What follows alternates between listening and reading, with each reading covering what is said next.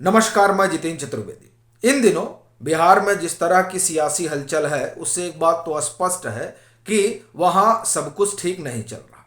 फिर बात चाहे महागठबंधन के भीतर की हो या जदयू के अंदर की, दोनों ही जगह घमासान खूब मचा हुआ है और उसके संकेत भी साफ तौर पर नजर आ रहे हैं। फिर वो चाहे मंत्रिमंडल विस्तार की बात हो और या डिप्टी सीएम बनने की बात हो या फिर जातीय गणना के जरिए अपना आधार मजबूत करने की बात हो और इन सब बातों के बीच खिसकता हुआ आधार हो, ये तमाम चीजें ये संकेत दे रही हैं कि वहां गड़बड़ी तो है और वो गड़बड़ी एक सियासी उलटफेर की तरफ बढ़ रही है। ये बात जरूर है कि जदयू के पूर्व अध्यक्ष शरद यादव के निधन ने ये तमाम जो वहां घटनाक्रम संभवतः खरवास के बाद होता उसे फिलवक्त के लिए टाल तो दिया है, लेकिन जो ये कहा जा रहा है कि संकट टला जरूर है लेकिन खत्म नहीं हुआ है। और उसकी बड़ी वजह यह है कि आपस में जिस तरह का द्वंद्व है वो द्वंद्व अब खुलकर सामने आ गया है। बात उपेंद्र कुशवाहा से शुरू करते हैं, चूंकि दरअसल असली घमासान तो महागठबंधन से ज्यादा जदयू के अंदर ही,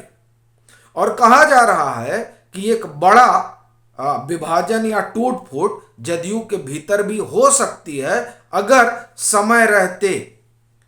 कोई कदम नहीं उठाया गया। और वैसे भी जो टाल मटोल का मसला चल रहा है और जिस तरीके से वहां पर दो ध्रुवों में घमासान चल रहा है वो बहुत कुछ बयान कर रहा है।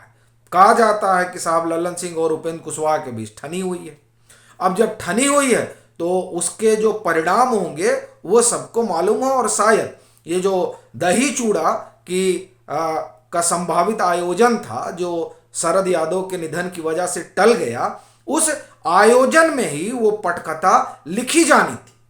और उसमें जिस तरीके से उपेंद्र कुशवाहा ने तमाम दलों के नेताओं को बुलाया और उसमें माना कहा जा रहा था कि भाजपा के लोग खूब आ ही रहे थे, तो उसके जरिए वो एक संकेत और संदेश देना चाह रहे थे और वो शायद टल भी जाता अगर उप मुख्यमंत्री उनके बनने की जो बात चली थी उस बात को नीतीश कुमार इस तरह खारिज न कर देते। अब उन्होंने खारिज कर दिया तो उससे एक बात तो ये साफ हो गई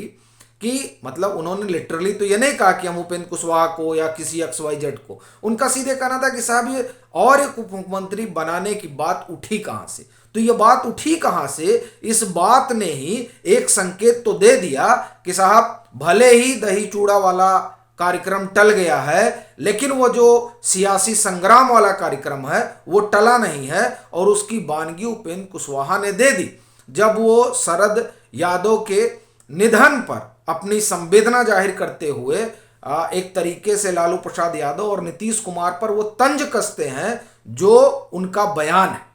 वो बयान अपने आप में एक बात तो ये बता रहा है कि महागठबंधन के साथ साथ जदयू से भी उनका मोह भंग हो चला है। और वैसे भी जो लोग पटना में बैठकर वहां की सियासत को देख रहे हैं वो तो ये बता ही रहे हैं कि दरअसल ये जो विलय हुआ था उपेंद्र कुशवाहा ने अपनी पार्टी का जदयू में किया था, तो उस विलय के पीछे जो एक योजना रही उनकी कि साहब हो सकता है कि हम जो है राष्ट्रीय अध्यक्ष बन जाए जदयू के, लेकिन वो हो नहीं पाया। और फिर जिस तरह से संगठन में उनके साथ तमाम तरीके की चीजें हुई और समय समय पर खबरें आती रही, उसने दरअसल एक तरह से आप कहिए कि उनका भी मन उचट गया। और अब वो जिस रास्ते पर बढ़ चले हैं उसके बाद से ये माना जा रहा है कि वहां एक टूट फूट हो सकती है। और ये तो उपेंद्र कुशवाहा के जानिब से इस तरह की बातें हो रही हैं, लेकिन एक बात और चल रही है जो उनसे इतर भी जदयू के भीतर के घमासान का संकेत दे रही है। देखिए, एक जो बड़ी चीज हुई वो ये कि जातीय जनगणना का दांव जो है वो नीतीश कुमार ने यूं ही नहीं खेला था। वो दरअसल मंडल पार्ट 2 की जो उनकी कवायद रही उस कवायद के जरिए वो दरअसल 2024 देख रहे थे। एक दूसरा वो इसके जरिए यह भी देख रहे थे कि किस तरीके से भाजपा को पटखनी दी जाए, खास तौर से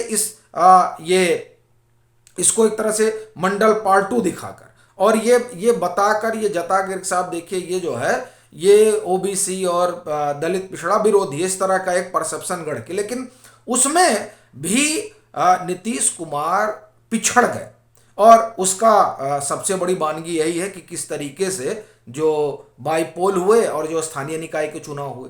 तो अब वहां भी मामला गड़बड़ा गया। और फिर उसके ऊपर आप देखिए कि वहां भाजपा जिस तरीके से अपना सोशल इंजीनियरिंग वगैरह कर रही है, उसने एक धारणा तो ये गढ़ी है कि नहीं राजद या जदयू से ज्यादा बेहतर प्रतिनिधित्व हमको जो है वो भाजपा के भीतर मिल सकता है। ये जो धारणा बनी है, उस धारणा ने भी इस जातीय गणना के दांव को कुंद किया है। अब ये जो तमाम चीजें हो रही हैं, ये जदयू के भीतर भी हलचल पैदा कर रही हैं, क्योंकि उनको भी लग रहा है कि साहब जब इनका जातीय गणना का दांव चल नहीं रहा है और ऐसी स्थिति में अब हम अगर इनके टिकट पर लड़े तो न मालूम अपना क्या होगा। तो ये जो दो तीन चीजें नजर आ रही हैं, और एक तो राजद के साथ जदयू का जाना, वो तो कई लोगों को अखर ही रहा है। तो ये तमाम बातें अब जदयू के भीतर की जो रसाकसी है वो इन कारणों से बढ़ गई है। तो एक तो जदयू का अपना घमासान, दूसरा महागठबंधन के भीतर आप देखिए, महागठबंधन में जिस तरह से शिक्षा मंत्री का बयान आता है और शिक्षा मंत्री के बयान को लेकर जदयू के भीतर से जिस तरह से उफान उठता है कि इनका भी इस्तीफा लेना है। तो अब देखिए सुधाकर सिंह, कार्तिकेय, ये तमाम लोग इस्तीफा दे चुके हैं। अब एक और इस्तीफे की मांग हो रही है। अब ये जो इस्तीफा होगा, और उन्होंने कहा ही मुख्यमंत्री ने, नीतीश जी ने, कि साहब जो जो लोग राजद के कोटे से गए हैं उनको भरा जाएगा, तो अब एक और मांगा जा रहा है। तो एक तरीके से जदयू जो है वो राजद पर पूरा दबाव बना रही है, बावजूद उसके कि उनके पास विधायकों की संख्या महज 45 ही, और उनसे दोगुने की स्थिति में है तकरीबन राजद। लेकिन अब क्या करिएगा, ये जो कुर्सी की चाह है, और कुर्सी की चाह ने राजद को भी पापड़ बेलने पर मजबूर कर दिया है। खैर, उनके भीतर से जिस तरह से आवाज उठ रही है मुख्यमंत्री के खिलाफ और जैसी बयानबाजी हो रही है, वो तो बता रही है कि किस तरह का घमासान महागठबंधन के भीतर भी है, जदयू और राजद के भीतर भी है, और जदयू और राजद में भी है, और फिर उधर कांग्रेस करे कि साहब हमारा बढ़ाइए। तो ये जो तमाम चीजें साफ तौर पर बता रही हैं कि सब कुछ तो ठीक नहीं चल रहा है। और ये जो समाधान यात्रा है, ये समाधान यात्रा रास्ते में आने वाले व्यवधान को दूर करने के लिए निकली है। अब महीना भर टहल के नीतीश जी क्या सोचते हैं वो एक अलग मसला है, लेकिन ये तीन संकट आसन्न जो दिखाई दे रहे हैं वो बिहार की सियासत